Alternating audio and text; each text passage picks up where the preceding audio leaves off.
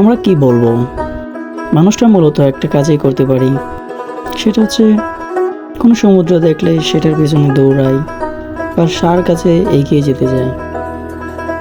পৃথিবীতে অনেক সমুদ্র অথবা পাহাড় আছে যেগুলো আমরা দেখার মতো, তবুও দেখতে চায় না। তবে কোনো একটা কিছু করার মতন কিছু একটা করতে আমরা তারও পিছা পা হই না। জীবনে এমন সময় আসবে বা জীবন সময়ে এমন পদক্ষেপও যাব, তাতে থাকবে না কোনো ইচ্ছা, থাকবে না কোনো আকাঙ্ক্ষা। জীবনের সেই পিছুটাতে হাতে দৌড়তে থাকবো যেখানে আমাদের কোনো বাধা নেই।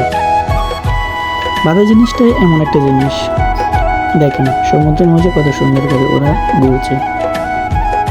পৃথিবীর মধ্যে কোনো কিছুই তেমন আমাদের সৌন্দর্য নেই, যেটা আমরা মন থেকে চাই সেটা আসলে পাই না।